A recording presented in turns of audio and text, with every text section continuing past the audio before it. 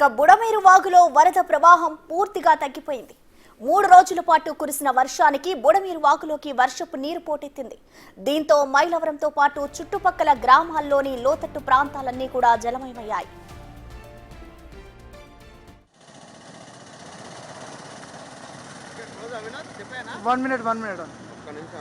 ఒక్కటే ఫ్రేమ్ కొట్టుకొని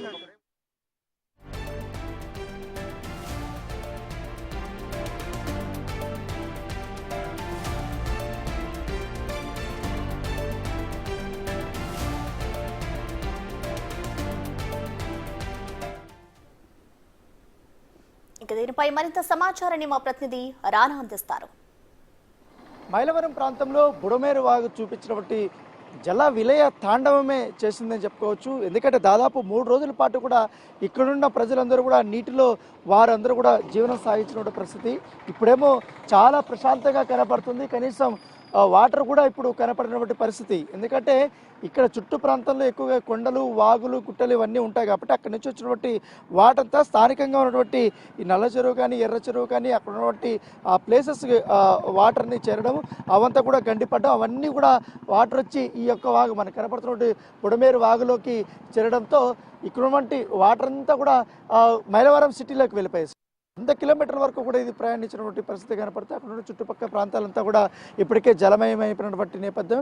ప్రస్తుతం అయితే ఇక్కడ మైలవరం దగ్గర ఈ బుడమేరు వాగు దగ్గర కొంచెం పరిస్థితులు అయితే కొంచెం తగ్గుముఖం పట్టాయి. పూర్తిగా వరద నీరు అనేది తగ్గిపోయినటువంటి పరిస్థితి కనపడుతుంది. ఇంకా కొంచెం లోతట్టు ప్రాంతాలు అయితే కాస్త ఇంకా అక్కడక్కడ కురిసినటువంటి వర్షానికి కొంచెం వాటర్ ఫ్లోటింగ్ అనేది కొడుతూనే ఉంది. కానీ మొత్తం అయితే ఇప్పటి వరకు తగ్గినటువంటి పరిస్థితి కనపడుతుంది. అయితే ఇక్కడ ఏదైతే మైలవరం దగ్గర ఉన్నటువంటి ఈ యొక్క కలవట్టు దగ్గరని ఈ యొక్క పూర్తిగా వాటర్ అంతా కలిసి ఈ వాగులో కలవడము, ఈ వాగులో కలవడం అంతా చుట్టుపక్కల ఉన్నటువంటి ఈ భూములు కానీ ఇవంతా కూడా పూర్తిగా జలమయమైపోయాయి. అక్కడంతా కూడా ఇసుక మేటలు తేరినటువంటి పరిస్థితి. మరోవైపు రైట్ సైడ్లో ఉన్నటువంటి మైలవరం పట్టణంలో కూడా వాటర్ వెళ్ళిపోవడం, అక్కడంతా అపార్ట్మెంట్ వాసులంతా కూడా చాలా ఇబ్బందులు పడినటువంటి పరిస్థితి కాబట్టి ఇప్పుడే అందరూ తేరుకొని బయటికి వస్తున్నటువంటి పరిస్థితి కనపడుతుంది. ఎందుకంటే ఎంతగా అంటే గతంలో ఎప్పుడు చూడనటువంటి జల విలయ తాండవము చేస్తుంది అనేసి కూడా ఇక్కడ ఉన్నటువంటి స్థానిక ప్రజలు వాళ్ళందరూ కూడా చెప్తున్నారు.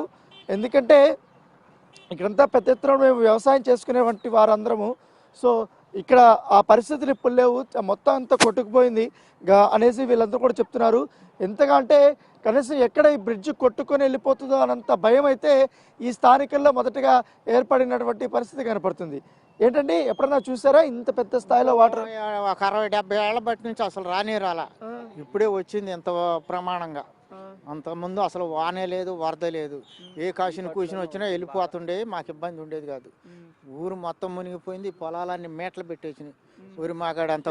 ఏ సమయంలో ఈ వరద ఉధృతి పెరిగింది? అప్పుడు ఖచ్చితంగా 9ంటికి పగల 9ంటికి వచ్చి పడింది వరద ఒకేసారి. సాయంత్రం 10 గంటల దాకా అసలు తగ్గల, మనుషులు కొట్టుకుపోయేంత వరద. గుడ్లు మనుషులు అల్లాడిపోయాం ఇళ్లలోనే. రేత్రి తెల్లారి గంటల 4ంటికి తగ్గిపోయింది వరద లైట్గా. అప్పుడు గొడ్లు కత్తి నిలబడ్డాయి. చెరువులు తెగిపోయాయి. మెయిన్ చెరువులు, పైన ఉన్న చెరువులు మొత్తం తెగిపోయి ఎగువ ప్రాంతంలో వర్ష ప్రాంతం ఎక్కువగా ఉంది. దానివల్ల ఇబ్బంది బాగా వచ్చింది. ఇళ్లలోకి నీళ్ళు వచ్చేసి ఇల్లు కూడా ఖాళీ చేసేసి సెకండ్ ఫ్లోర్ ఎవరికన్నా ఉందేమో అని చెప్పి పిల్లల్ని వేసుకొని వెళ్ళిపోయాం మేమంతా.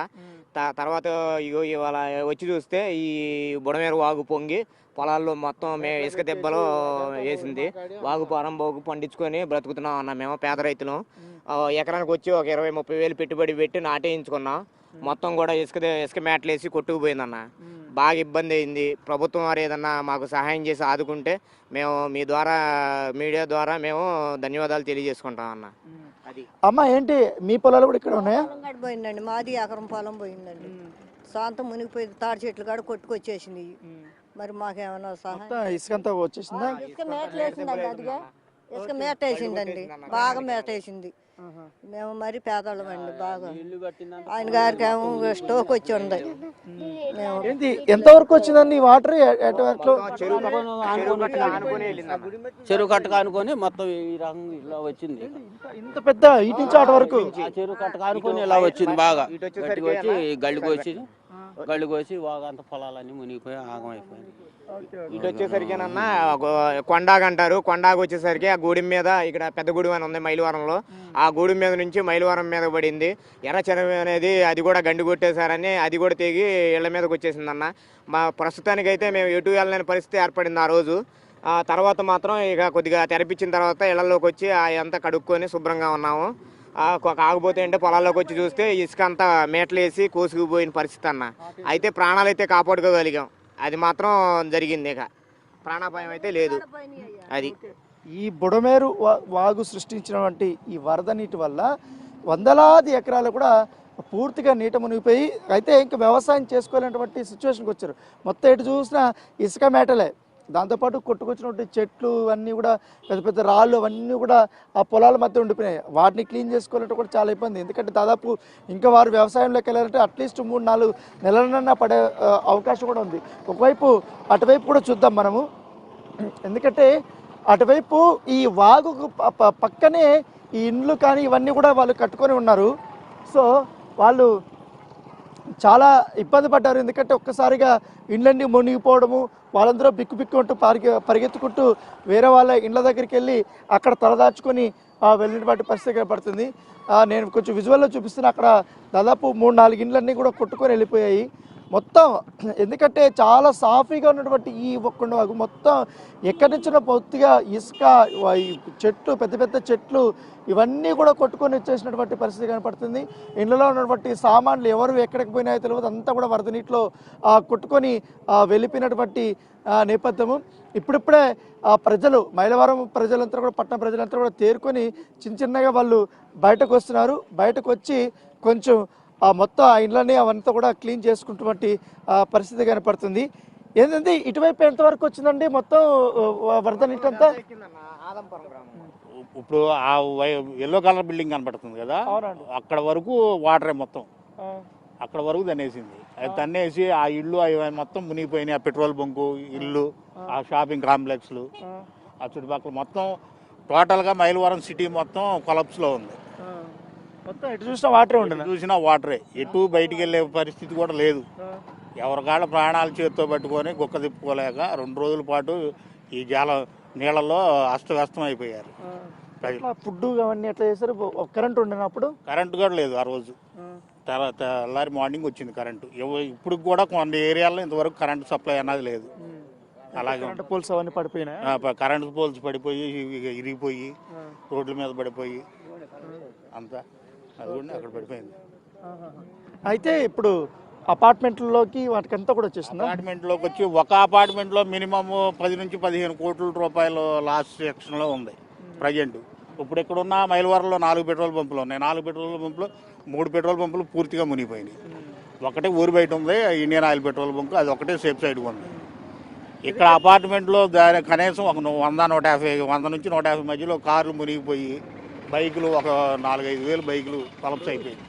ఇక్కడ వచ్చిన ఈ వరద నీరే బుడమేరు మొత్తం విజయవాడనంతా కూడా చుట్టుముట్టేసింది. విజయవాడ కూడా ఇప్పుడు బుడమేరు ఇక్కడ పర్టికులర్గా మైలవరం చుట్టుపక్కల 4 చెరువులు ఉన్నాయి. గళ్ళ చెరువు, ఎర్ర చెరువు, బుడమేరు, చిన్న చెరువు.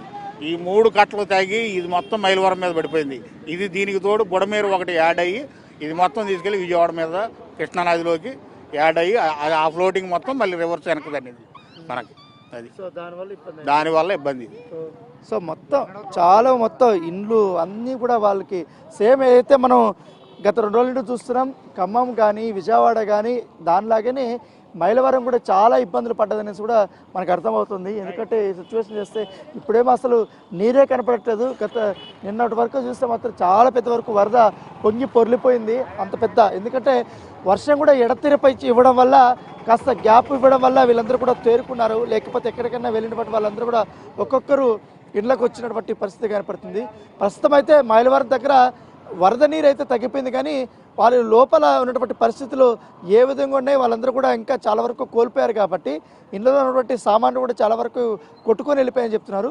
వాటికి సంబంధించిన నష్టం అవంతా కూడా చూసుకోవాలి, ప్రభుత్వం మమ్మల్ని ఆదుకోవాలని కూడా వారు చెప్తున్నారు. ఎందుకంటే చాలా ప్రాంతాలు ఇంకా ఎలక్ట్రిసిటీ అనేది కూడా రీస్టోరేషన్ ఇంత జరగలేదు కాబట్టి అవన్నీ కూడా చూసుకోవాలని కూడా ప్రభుత్వానికి విజ్ఞప్తి చేస్తున్నారు.